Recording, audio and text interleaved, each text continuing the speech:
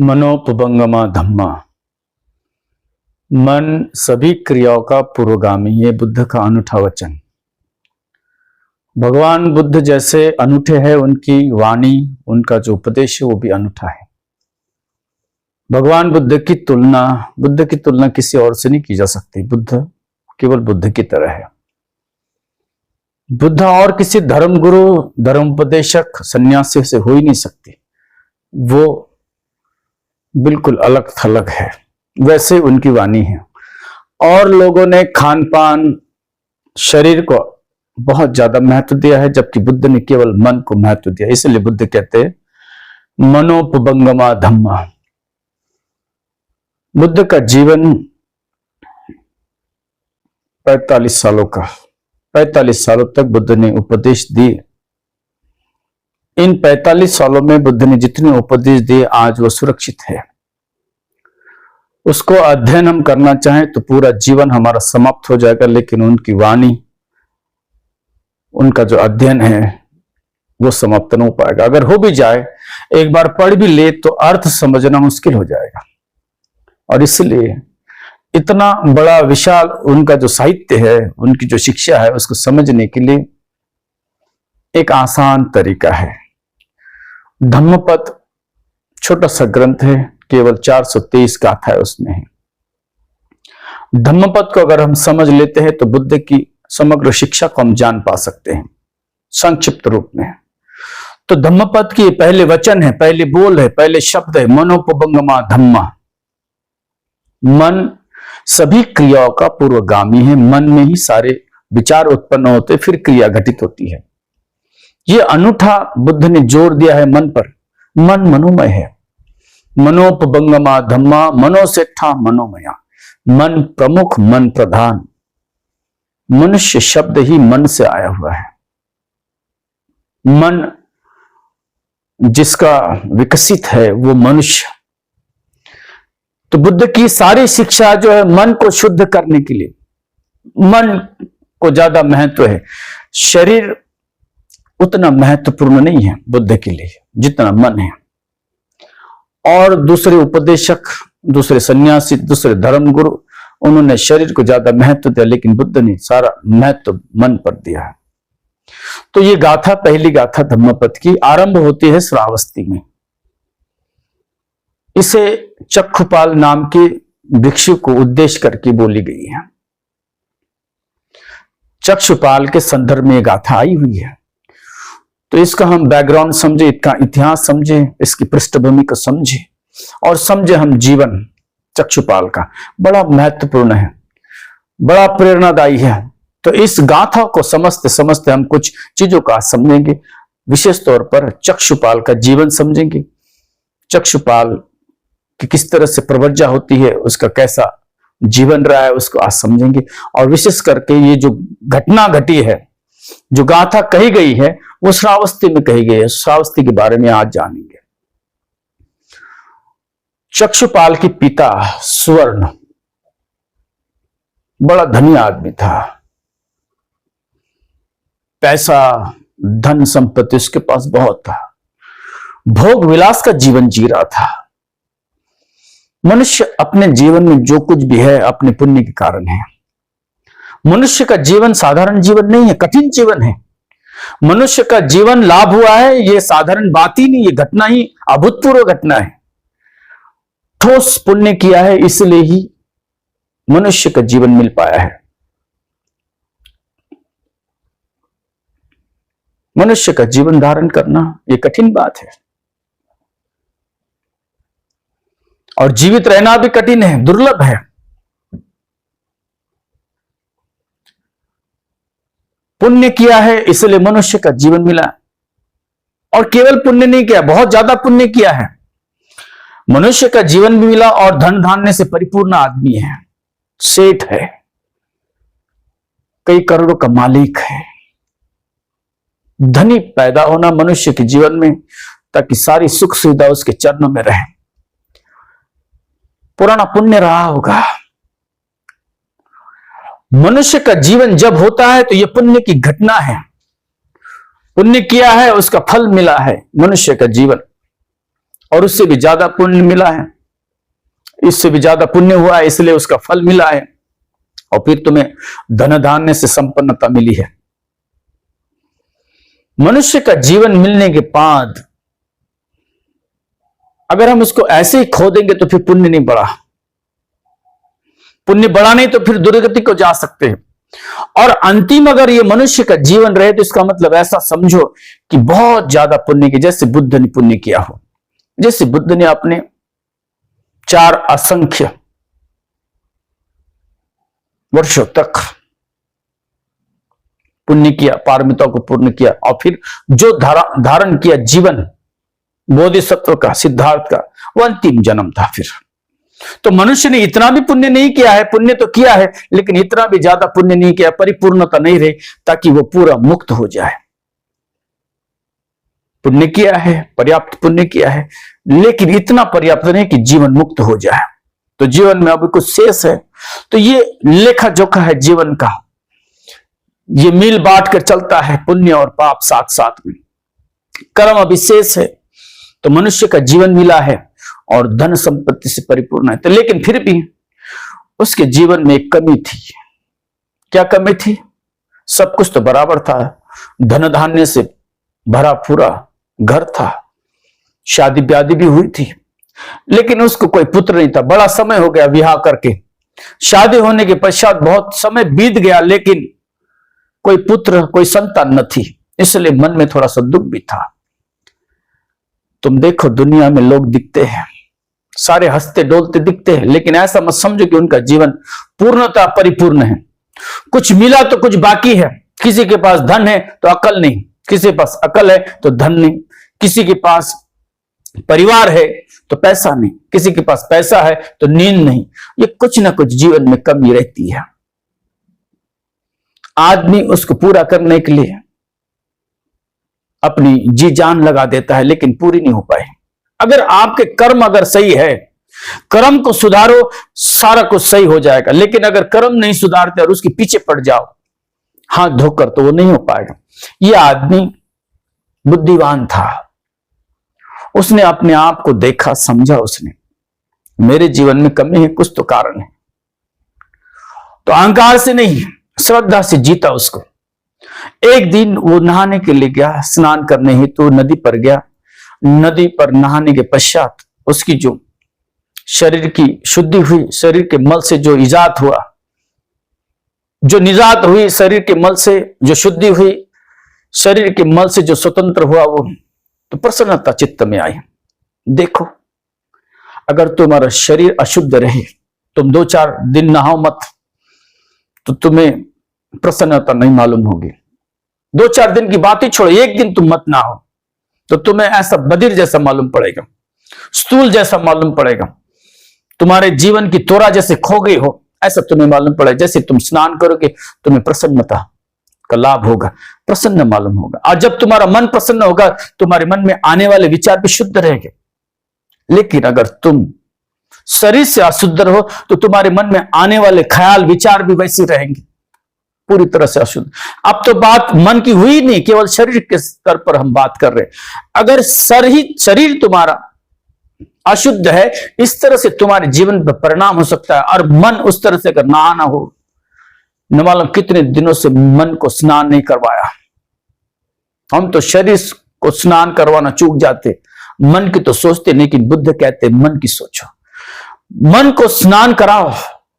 ये बुद्ध का धर्म, बुद्ध की वाणी मन को स्नान करने की विधि है और कुछ नहीं, मन को शुद्ध करने की विधि है। तो इसने स्नान किया और स्नान करने के बाद वो तरोताजा हुआ, उसके मन में प्रसन्नता जागी। और फिर एक बार उसने सोचा मेरे पुत्र नहीं, घर वापस लौट रहा था। वापस लौटते लौटते उसने एक वृक्ष को देखा, बड़ा संपन्न वृक्ष था, शाखाएं भरी पूरी थी। ऐसे मालूम पड़ रहा था उस वन में, उस जंगल में सारे पेड़ पौधों पर वो राज कर रहा हो, जैसे वो राजा हो, मालिक हो, और सब पर उसकी हुकूमत चलती हो, संपन्न दिखा। तो उसके भीतर श्रद्धा जागी, उसे लगा मान लो जैसे वहां पर देवता वास कर रहे हो, वृक्ष पर जैसे देवता वास करते हो, ऐसी उसके भीतर श्रद्धा जागी। और उसे ऐसा लगा कि मेरा दुखड़ा यहां पे आवेदन करने योग्य है। मेरे भीतर जो दुख है वहां पर बताने योग्य है, शायद उसका कोई हल मिल जाए। तो वहां नजदीक गया उस पेड़ के पास, और वहां की जो लकड़ियां थी, पेड़ के नीचे जो पत्तियां थी, उसको इकट्ठा किया, साफ सफाई की, बालू वालू बिखरी वहां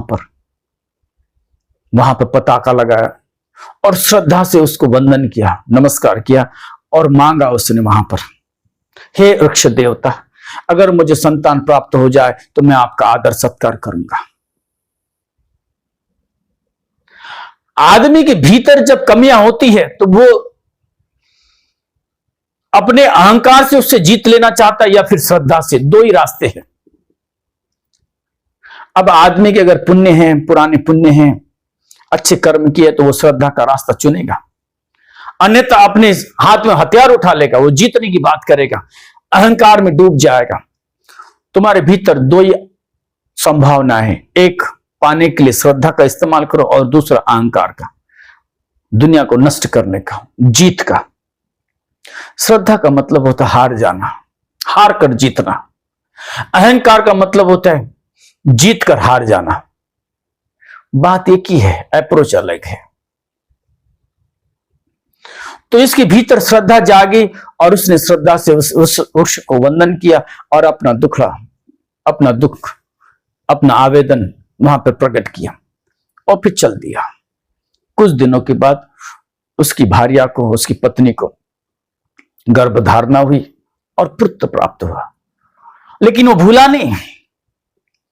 उसको जब पुत्र प्राप्त हुआ, जब नामकरण हुआ, तो उसने उस वृक्ष को स्मरण किया और उसको ऐसे मालूम हुआ जैसे उसकी ही कृपा हो, इसलिए उसका नाम उसने पाल रखा।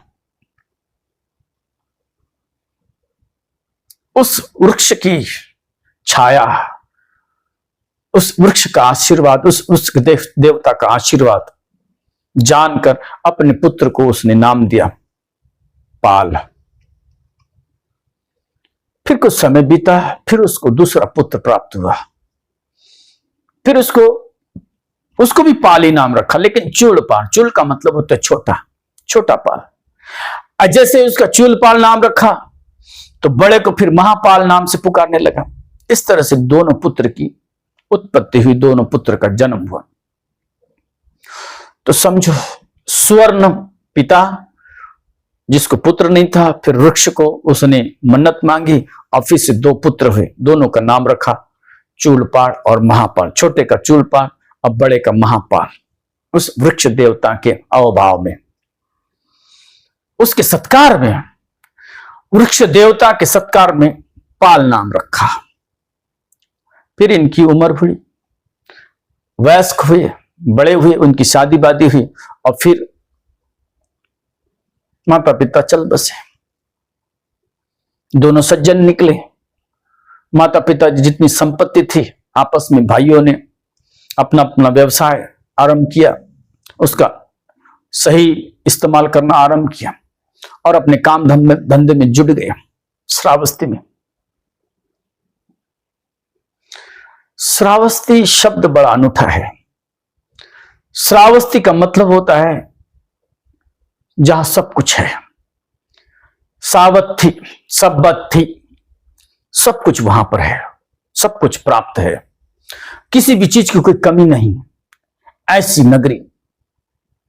श्रावस्ती की लोक संख्या, जनसंख्या, आबादी कितनी थी? 7 करोड़। आज भारतवर्ष का कोई ऐसा शहर नहीं जिसकी आबादी, इकलौते शहर की आबादी इतनी बड़ी हो। तो भारत के, आज के भारत में जितने बड़े शहर है उससे भी बड़ा शहर था श्रावस्ती, और वहां पर भगवान रहते थे। और भगवान को भी बड़ा लगाव था वहां पे श्रावस्ती में। श्रावस्ती में 2 बड़े श्रद्धालु थे। एक का नाम था अनाथ पिंडक और दूसरी विशाखा। भगवान के लिए दोनों ने बड़े बड़े विहार बनवाए और भगवान का विशेष आकर्षण रहा है श्रावस्ती पर, और बड़ी करुणा रही है। बुद्ध ने 29 साल में गृह त्याग किया, 6 सालों तक तपस्या ध्यान साधना की और 35 साल की अवस्था में उन्होंने बुद्धत्व को लाभ किया। और उसके पश्चात 45 सालों तक का जो जीवन है उसको हम बुद्ध का जीवन कहते हैं। उसके पहले 35 वर्ष तक का जो समय है उसको हम बोधिसत्वचर्या कहते हैं। बोधिसत्व की जीवनी सम्यक संबुद्ध हुई। उसके पश्चात 35 साल वैशाख पूर्णिमा को, जिसको हम बुद्ध पूर्णिमा के नाम से भी जानते हैं, 35 साल के पश्चात 45 साल और 80 साल तक जी। उसके बाद वो निवृत्त हुए, शरीर से च्युत हुए, महापरिनिर्वाण हुआ। ये 45 साल की आयु में बुद्ध ने 25 वर्षावास श्रावस्ती में बिताया। देखो, अपने जीवन का आधे से ज्यादा हिस्सा उन्होंने श्रावस्ती में बिताया। बड़ा लगाव था बुद्ध को श्रावस्ती के प्रति। इतनी बड़ी आबादी का वो शहर, इतना बड़ा नगर जहां 7 करोड़ लोग रहते थे। अनाथ पिंडक ने 54 करोड़ की संपत्ति से जेतवन महाविहार का निर्माण किया। विशाखा ने भी वहां पर पूर्वाराम का निर्माण किया, जहां उसने 27 करोड़ की लागत से विहार बनवाया। पुब्बाराम महाविहार, जेतवन महाविहार, ऐसे 2 बड़े बड़े विहार थे। अनाथ पिंडक की श्रद्धा बुद्ध के प्रति जो थी वो अतुलनीय है। जब भगवान के लिए उसने जगह ढूंढी तो एकदम आदर्श जगह, लोगों को जाने के लिए दिक्कत न हो, ज्यादा दूर न हो, ज्यादा नजदीक न हो, ऐसी जगह चुनी। और किसकी जगह? राजा की जगह, राजपुत्र की, जेत राजकुमार की जगह थी वो। और उससे मांग की, साहस किया उसने, बड़ा साहस किया। राजा को, राजा से कुछ चीजें खरीदना, ये बात भी उठाना साधारण बात नहीं है, खतरनाक बात है।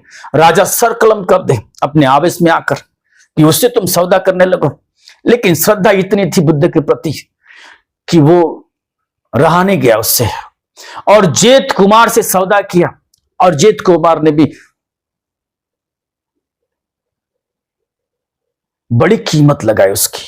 कहा कि अगर तुझे ये लेना है तो इतनी संपत्ति तेरे पास है, जितना तू जमीन को खरीदना चाहता है, जितनी तुझे जगह चाहिए उतने पर तू सोने के सिक्के बिछा दे, और है तेरे में हिम्मत। ललकारा उसने, राजकुमार ने भी। और इसकी श्रद्धा आम श्रद्धा नहीं थी, इसकी श्रद्धा प्रगाढ़ श्रद्धा थी, भीतर से श्रद्धा थी। उसने कहा कि ठीक है, जैसे आपने कहा।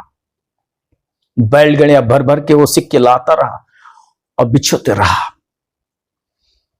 और इतनी सारी संपत्ति उसने व्यय करके वो जगह खरीदी। 54 करोड़ सिक्के, वहां जेतवन महाविहार बना। विशाखा ने भी 27 करोड़ की लागत से पुब्बाराम बनवाया। तुम ध्यान देना, मैं ये बार बार बात कह रहा हूं, श्रावस्ती से बुद्ध को विशेष लगाव था, नाता था। वैसे तो पैदा हुए थे लुम्बिनी में, उनकी सारी जिंदगी गृह त्याग के पहले बीती कपिलवस्तु में। कपिलवस्तु में भी बुद्ध विहार बना, निग्रोध महाविहार कपिलवस्तु में विहार बनवाया था। कोलिय और शाक्य ने मिलकर बनाया। शाक्यों ने 80 करोड़, कोलियों ने 80 करोड़, 160 करोड़ का महाविहार बना वहां पर। लेकिन बुद्ध केवल वहां पर 1 साल तक रुके, 1 वर्षावास। और श्रावस्ती में 25। तो देखो, तुलनात्मक अगर देख पाओगे तो तुम्हें पता चल जाएगा कि बुद्ध को कितना लगाव था। और ऐसी इतनी बड़ी आबादी वाले नगर में 5 करोड़ लोग आर्य शावक थे। आर्य शावक का मतलब होता है कम से कम सोतापन। इतने सारे लोग बुद्ध की ओर चढ़ पड़े, बुद्ध के साथ। श्रावस्ती महानगर था, श्रावस्ती बहुत बड़ी नगरी थी, और इतनी बड़ी आबादी का वो देश वो प्रदेश बुद्ध छोड़ नहीं पाया।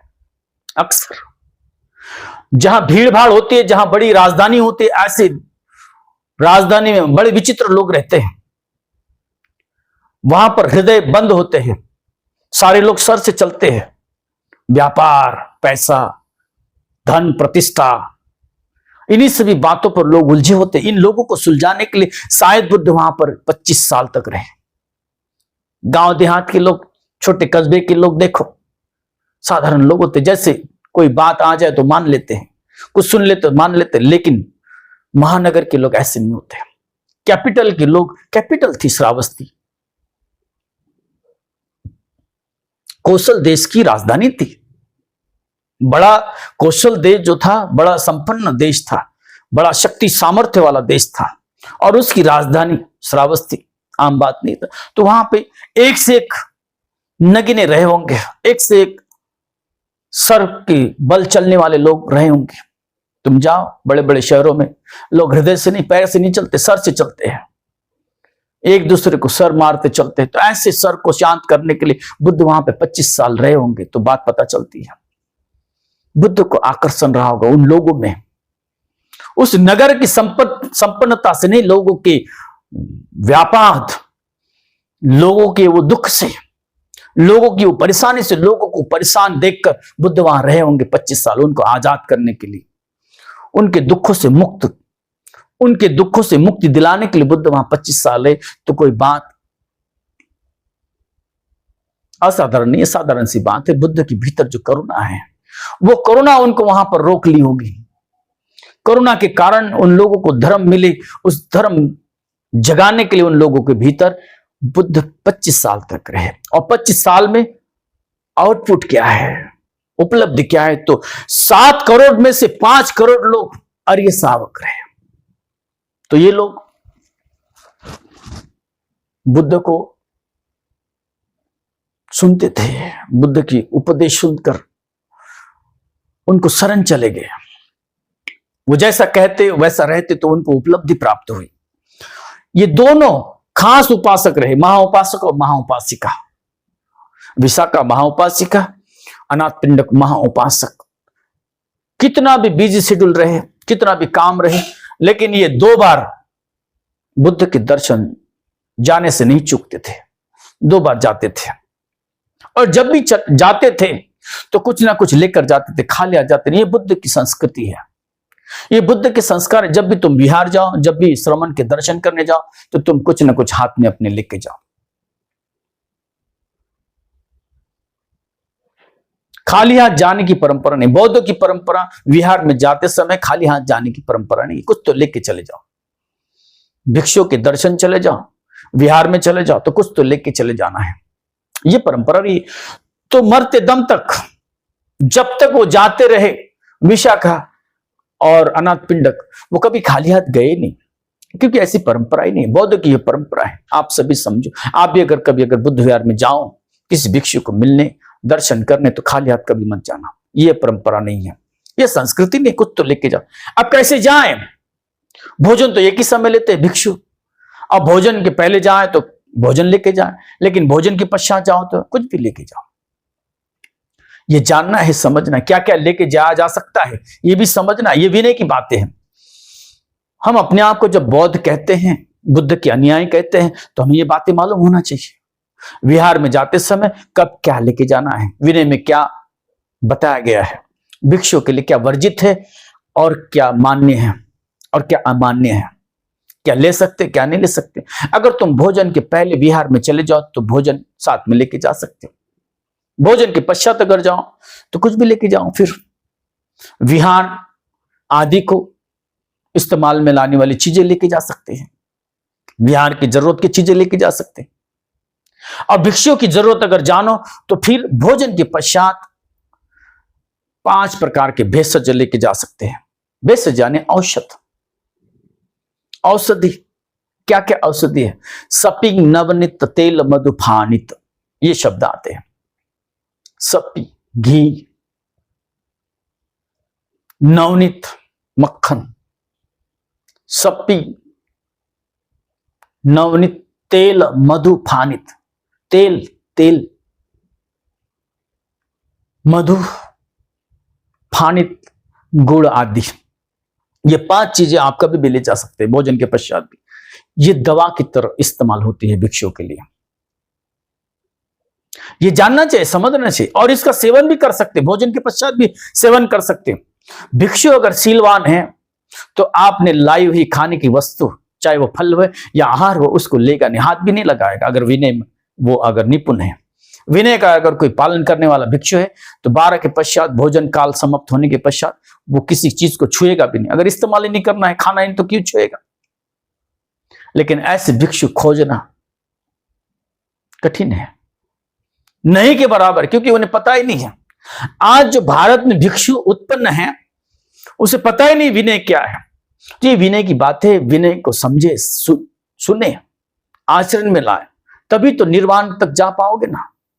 अगर पता ही नहीं है, आचरण में नहीं आएगा, तो निर्वाण तक का रास्ता ये कैसे तय हो पाएगा। इस जीवन में तो नहीं हो पाएगा।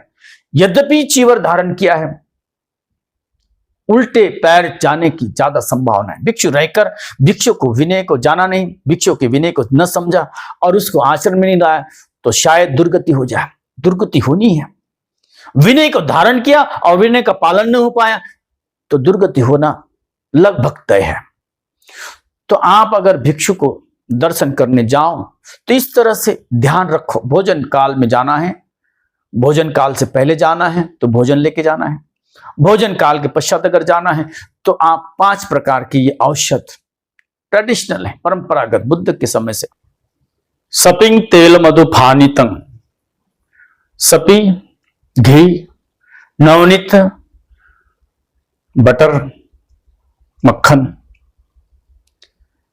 तेल अन्य जो तेल बीज है उससे निकला हुआ जो तेल है तेल, मधु हनी, फानित गुड़ चीनी, गन्ने का रस आदि। ये चीजें हम भोजन काल के पश्चात भिक्षु को दान कर सकते हैं, उसमें कोई पाप नहीं।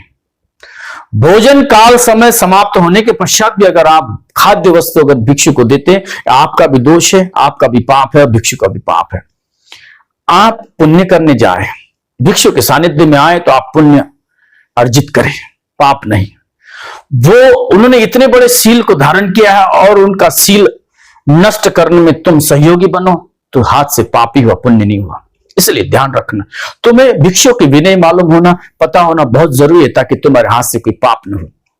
भिक्षु कोई आम इंसान नहीं है, उसने अधिष्ठान लिया है, व्रत धारण किया है, निर्वाण की ओर जाने का व्रत धारण किया। वो अपने पेट को पालने के लिए भिक्षु नहीं बनाए। आपके इर्द गिर्द में वैसा कोई हो तो उससे ज्यादा पुण्य की अभिलाषा अपेक्षा भी मत करो। वो खुद ही नरक जाने वाला है, तुम्हें क्या पुण्य देगा, तुम्हारी कैसे सुगति करे। वही दुर्गति की ओर निकल पड़ा है, तुम्हें कैसे वो सुगति की ओर लेके जाएगा। इसलिए थोड़ा सा समझो, थोड़ा सा जानो। अगर कहीं जाना भी है तो शीलवान भिक्षु अगर है तभी उसको वंदन करना, नमन करना, अन्यथा वो पुण्य नहीं पाप होगा। और तुम्हें भी अगर लालसा है कि ऐसे भिक्षु के साथ सानिध्य में रहना है, अपना नाम हो, तो तुम भी नरक ही जाओगे। जो भिक्षु विनय में नहीं है लेकिन तुम्हारा नाम लेता है, मीठा बोलता है, जबान मिट्टी है, वाणी मिट्टी है, सील से कोई सरोकार नहीं, ऐसे भिक्षु अगर तुम्हारी आवभगत करते, तुम वहां जाना जाना रखते हो, तो तुम्हारा भी नरक गमन तय है, तुम्हें कोई रोक नहीं सकता। जैसा फल की अपेक्षा हो वैसे तुम कर्म करोगे ना। फल की अपेक्षा पहले करना चाहिए, वैसे ही कर्म होगा। तुम्हें अगर सुगति की ओर जाना है, तुम्हें अगर नाम कमाना है, अपने अहंकार को बढ़ाना है, तो तुम ऐसे कोलाहल वाली जगह पर, उपद्रव वाली जगह पर जाओ। लेकिन अगर तुम्हें शांति सुख निर्वाण की प्राप्ति करनी है तो तुम्हें शीलवान के पास ही जाना होगा। शीलेन सुगति यंती, शील तुम्हें सुगति की ओर ले जाएगा, अन्यथा नहीं। तो ये बातें मालूम होना चाहिए। फिर उसके साथ साथ पेय भी है, रस, अनेक प्रकार के रस तुम भिक्षु को दे सकते हो। आम का रस, और आम की तरह जो और फल है उसके रस तुम दे सकते हो। बुद्ध ने और कुछ नाम बताए, 8 प्रकार के रस बताए, पत्ते, मूली, जड़ों का, स्टेम का, पत्तों का, फूल का, फलों का रस। तो कुछ फल उन्होंने बताए हैं उस समय, आम फल है, चंपू है, रोज एप्पल है, बनाना है, केले है। केले भी दो प्रकार के, दो किस्म के, पहले दोनों किस्म के रस, बीज वाले, बिना बीज वाले केले। यहां तक कि कमल का जो कंद होता है, कमल कंद रस, उसको भी पाचन कर सकते हैं, लेकिन उसकी विधि है। ये रस लेके जाओ। दोपहर में अगर जाना है, भिक्षुओं के खान पीन की अगर आपको चिंता है, तो ये इस तरह से तैयारी करनी है। रस हो, पेय रस हो, या फिर भेषज हो, औषधि, वो आप दे सकते हैं। तो ये लेकर आप जाना। तो ये दोनों 2 बार जाते थे, और इसीलिए तो महाउपासक कहे, इसीलिए तो महाउपासिका कहे गए। हम तो बस महाउपासिकाएं, महाउपासक कोई कहे ऐसी इच्छा रखते, लेकिन कर्म नहीं करते ऐसे। अविरत वो 2 बार जाते रहे, और इतनी बड़ी तादाद, इतनी बड़ी संख्या, इतनी बड़ी आबादी, 7 करोड़ की आबादी, केवल पुतुजन, आम लोग जिनको कोई फल प्राप्त नहीं हो, ऐसे केवल 2 करोड़, और जो बचे 5 करोड़ लोग हैं, वो अर्य श्रावक है, उनको फल प्राप्त है। अर्य श्रावक कौन होता है? अर्य श्रावक जो अरहत हो गए, उन्हें अर्य श्रावक कहते हैं।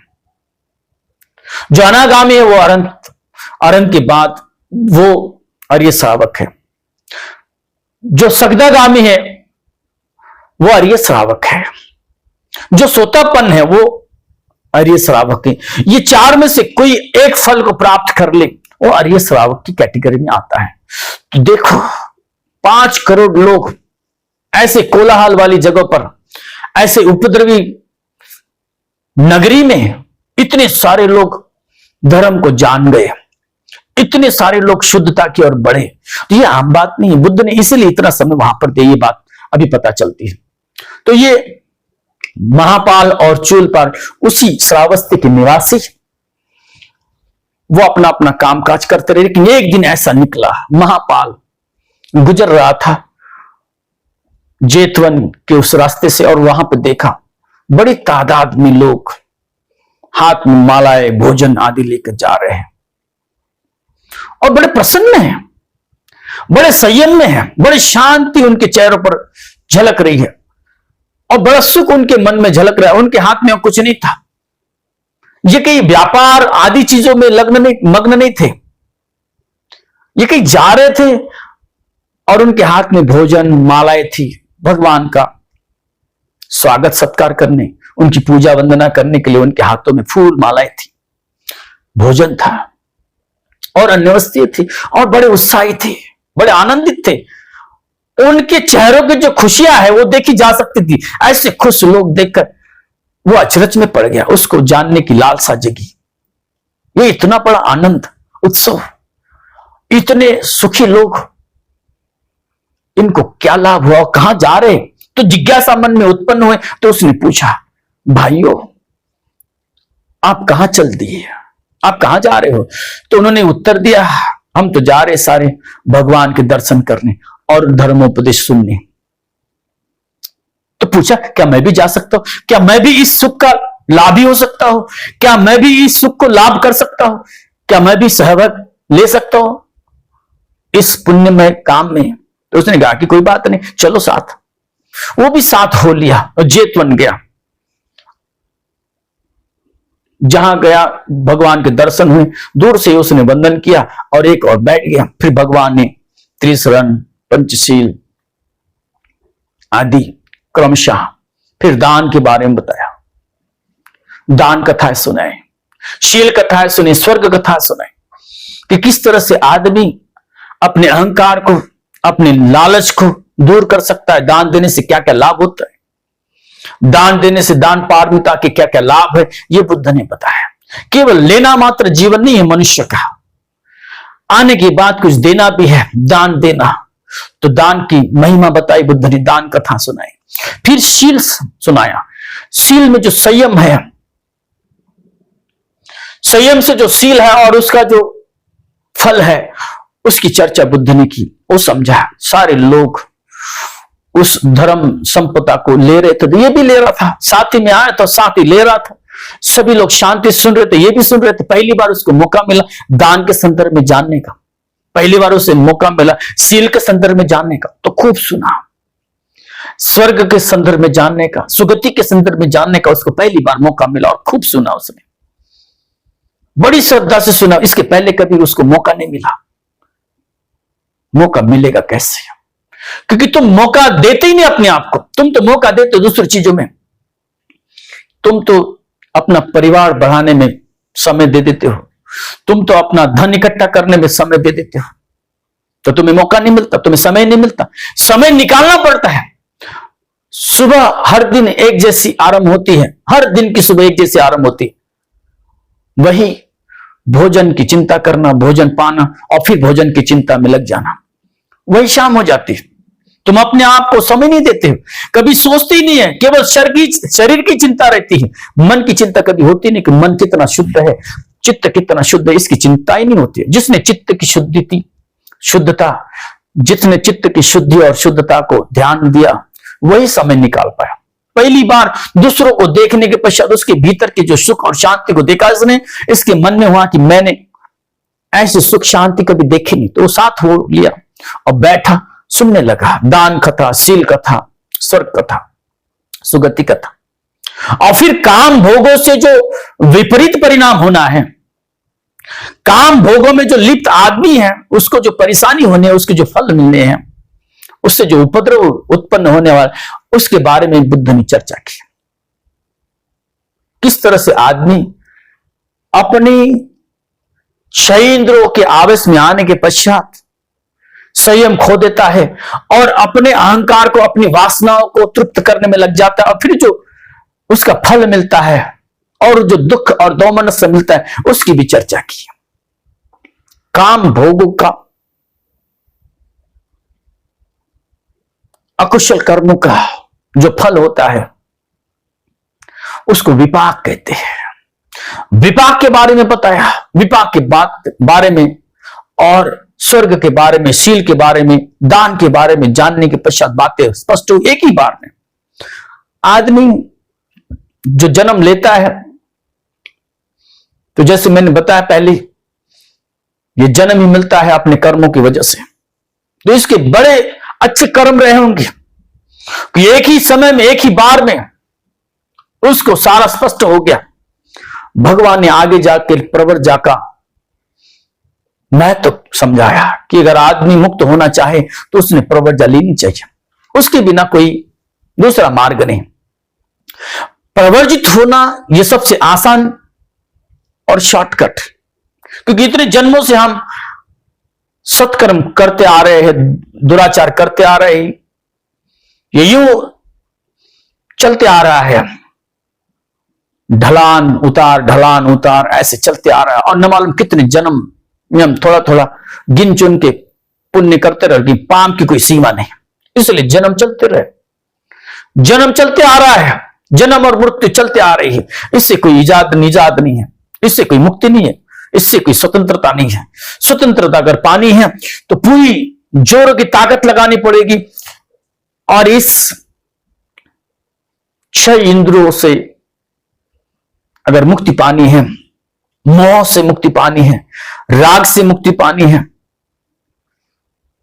द्वेष से मुक्ति पानी है, तो प्रवर्जा यह अंतिम लक्ष्य पाने के लिए एक आसान तरीका है। बुद्ध ने उसकी महिमा बताया। भगवान ने प्रवर्जा के संदर्भ में जैसे बातें छेड़ी, उसके भीतर संवेग जागा, पुराने कर्म जाग उठे और उसे खींच ले गए। सारे लोग विदा हो गए।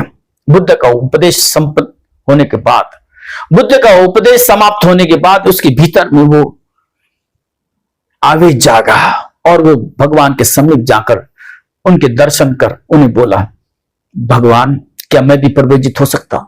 क्या मैं भी मुक्ति के रास्ते पर चल सकता हूं? क्या मुझे भी इसी जन्म में निर्वाण पद प्राप्त हो सकता है? क्या कि अवश्य, क्यों नहीं, हो जा, ताकि मैं राजी हूं। मैं यहां दीक्षा लेने के लिए, भिक्षु जीवन में आने के लिए मैं राजी हो गया हूं। मुझे आप दीक्षा दे दे, मैं प्रवर्जित होना चाहता हूं, मैं भी इस शांति और सुख का अनुभव लेना चाहता हूं, मैं भी सुख का भागीदार होना चाहता हूं, आप मुझे शरण में ले लें। क्या बात तो सही है, लेकिन कुछ फॉर्मेलिटीज है। कुछ संघ में आने से पहले फॉर्मेलिटीज है, इसे पूरा करना पड़ेगा। कहा कि क्या, कहा कि तुम्हारे पीछे कोई है, कहा कि है, मेरा भाई है, छोटा भाई। तो ऐसा करो, तुम मुझसे बात करो पहले। यह संघ विनय की बात है। अगर कोई भिक्षु होना चाहे तो बुद्ध ऐसे किसी को चीवर नहीं देते, पहले कहते भाई देखो तुम्हारे परिवार में कोई है जिससे तुम्हें बताना पड़े, उसको खबर हो, नहीं तो वो तो परेशान रहेगा। अभी मेरा भाई, मेरा बच्चा, मेरा पति कहां चला गया, कहीं अगवा हो गया, कहीं भटक गया, वो तो परेशान रहेगा, उसको पता चलना चाहिए, वो निश्चिंत रहे। इतना ही नहीं, उसकी अनुमति भी होनी चाहिए। अगर कोई तुम कर्ज में डूबे हो, कहीं तुम अपने ड्यूटी से बंधे हुए हो, तुम्हारा कोई कर्तव्य तुम्हें अगर बांध रखता है तो तुम्हें अनुज्ञा नहीं है, तुम्हें इजाजत नहीं कि तुम भिक्षु बनो। तुम भगोड़े नहीं हो। भिक्षु बनना यानी कि भागना नहीं है, भागकर कोई भिक्षु नहीं हो सकता। भिक्षु बनने के लिए तुम्हारी सारी जीवनी सही होनी चाहिए, तुम्हारे भीतर किसी भी तरह से आपूर्ति नहीं होनी चाहिए। अगर तुम किसी के कर्जदार हो तो तुम्हें पहले कर्जा चुकाना है। तुम अगर किसी के कर्तव्य से बंधे हुए हो, किसी के गुलाम हो, तो तुम्हें वो पहले गुलामी छोड़नी होगी, तुम्हें रिजाइन देनी होगी। तुम अगर सर्विस आदि कर रहे हो तो उसको पहले तुम्हें रिजाइन देनी होगी, काम छोड़ना पड़ेगा ताकि वो दूसरा आदमी ढूंढ सके, अपना काम चला सके। सांसारिक जीवन में अगर तुम सही हो तभी तो तुम संसार के ऊपर की यात्रा करने में सफल हो पाओगे। तुमने अगर संसारी सही नहीं किया तो तुम का आध्यात्म खाक करोगे। आध्यात्म की तुमसे अपेक्षा नहीं की जा सकती अगर तुम संसार सही नहीं कर पाओगे। तो संसार में कोई उपद्रव उत्पन्न न हो, इसलिए बुद्ध ने ये आज्ञा अपने परिवारजनों से आज्ञा लेने की बात रखी है। तो कहा कि मेरा भाई है, मेरा छोटा भाई है, मैं उसे जाकर आज्ञा लेकर तुरंत आ जाता हूं। ये घर गया, अपने छोटे भाई को बुलाया और उससे कहा, देखो छोटे, तुम जो भी देख रहे हो, जो भी संपत्ति देख रहे हो, घर दार, खेती बाड़ी, ये नौकर चाकर और ये व्यापार, जो भी तुम देख रहे हो, ये आज से तुम्हारा। और इतना ही नहीं, मैंने कुछ धन ऐसी जगह पर रखा हो, मुझे याद नहीं आ रहा, और तुम्हें कल मिल जाए। मैंने जो धन किसी को दिया हो और कोई वापस लौटाने आ जाए, अब मुझे याद नहीं है, किसी का उधार अगर वापस आ जाए, वो भी दृश्य और अदृश्य, जो देखा जा सकता है और जिसे देखा नहीं जा सकता, ऐसा अदृश्य जो भी धन जिसे मैं अपना कहता हूं, जिसे तुम मेरा कहते हो, ये सारा मेरा धन आज से तुम्हारा। वो हक्का पक्का रहेगा सुनकर, और ऐसी हक्का पक्का रहने लायक बात ही है। आज देखो, भाई भाई की जान ले लेता है धन के लिए, माता पिता को सूली पर लटका रहा है। हर कोई नहीं, लेकिन बहुत सारे जो धन की लालच में हैं, ऐसे लोग परिवार नहीं देखते, रिश्तेदारी नहीं देखते, नाते नहीं देखते, और एक दूसरे का खून करने तक उतारू हो जाते हैं धन की लालच में। लेकिन ये ऐसा नहीं, यहां तो विपरीत हो रहा है, ये दे रहा है और ये परेशान हो गया भाई छोटा सुनकर। कहा कि भ्राता, ये कैसी बात कर रहे हैं आप, ये आपका धन, आपका निजी धन, आपकी निजी संपत्ति, और आप कह रहे कि आप तुम रख लो, फिर तुम क्या करोगे? कहा कि मैं इससे बड़ी संपदा हासिल करने जा रहा हूं। कौन सी संपत्ति, कौन सी संपदा? कहा कि मैं भगवान के संग में शामिल होने जा रहा हूं, मैं भिक्षु बन रहा हूं। वो तो बिल्कुल परेशान हो, रोया गिड़गिड़ाया, कहा कि भैया, भाई, भ्राता, ऐसा मत करो। पैर पकड़ लिया उसने और चिल्लाया, चीखने लगा, नहीं ऐसा मत करो, मैं तुम्हें ये नहीं करने दूंगा। उम्र पड़ी हुई है, बुढ़ापे में कर लेना। अब तुम्हारे पास धन है, कमाओ, उसका भोग उठाओ, उसको भोगो। और तुम चाहते हो कि सत्कर्म करना, तो कुछ दान पुण्य कर लो। दान पुण्य करना बहुत छोटा पुण्य कर्म है, कोई भी कर सकता है। संसार में रहकर भी अपनी जीवनी चला के दान पुण्य कर सकता है। पुण्य तो होगा, लेकिन उतना पर्याप्त नहीं होगा। इसे पर्याप्त पूर्ण पुण्य करना है, इसे मुक्त होना है, इसलिए उसने जिद पकड़ ली, वड़ गया। उसने कहा कि नहीं, मुझे जाना है। छोटा भाई अनेक प्रकार से समझाने का प्रयास कर रहे हैं कि भैया आप तो उम्र नहीं है इतनी, आप तो बिल्कुल युवा हो, इतने जल्दी तुम गृह त्यागने की बात कर रहे हो, सबको छोड़ छाड़ के भिक्षु बनने की बात करिए, जच्चे नहीं। और फिर मुझे कौन ख्याल करेगा? माता पिता जाने के पश्चात आपने मेरा ख्याल किया, मेरा ख्याल रखा पिता के समान, और आपको ऐसे कैसे जाने दो? कहा कि नहीं देख, मेरे सुख की अगर तुझे चिंता है तो तू मुझे जाने दे, ये संपत्ति धन ये सब तू रख ले। देखा छोटे भाई ने कि बात नहीं बनती है, ये मान नहीं रहा है, ये अड़ाई हुआ है। कैसे नहीं अड़ेगा? जिस आदमी की आंख खुल गई, जिस आदमी को पता चल गया कि सुख कहां पर है, किसे समय देना चाहिए, अपना हित कहां पर है, तो रुकेगा थोड़ी। कंकड़ पत्थर में थोड़ी ना अपनी जान उलझा के रखेगा, अपना जीवन ऐसे थोड़ी ना व्यर्थ जाने देगा। तो उसने अपने छोटे भाई को समझाया बुझाया, उसने तो रट लगाई थी जाओ मत, लेकिन इसने भी अपनी बात को बड़े पुरजोर से रखा। अड़ गया ये भी, महापाल अड़ गया चूलपाल के सामने, कहा कि नहीं जाना ही है, अब जो कुछ है वो तेरा है। और कहा कि मैं जाता हूं। बड़े हृदय से, बड़े ठंडे हृदय से, बड़े जड़ हृदय से छोटे भाई ने कहा कि जाइए आप, अभी सुनते नहीं तो जाओ। अन्यथा उसकी भेजने की बिल्कुल इच्छा नहीं थी, आज्ञा देने की बिल्कुल इच्छा नहीं थी। आज्ञा कैसे देगा वो? इतना स्नेह था, इतना प्रेम था छोटे भाई का बड़े भाई के प्रति, लेकिन फिर भी उसका जाना तय होने के कारण उसको रोक नहीं पाया। आप अगर संन्यास लेने की बातें मात्र करते हो, अगर तुम्हें कोई दूसरी चीजें पकड़ी हुई, इसका मतलब ऐसा है कि तुम्हें संन्यास इतना आकर्षित नहीं करता, अब तुम्हें संसार ही आकर्षित कर रहा है। जब तुम्हारे भीतर संन्यास की धारणा इतनी प्रबल हो जाएगी, इतनी प्रगाढ़ हो जाएगी, तुम्हें कोई नहीं रोक पाएगा। तुम स्वयं भी नहीं रुकेगे और कोई तुम्हें रोकने का प्रयास करेगा, वो भी तुम्हें रोक नहीं पाएगा।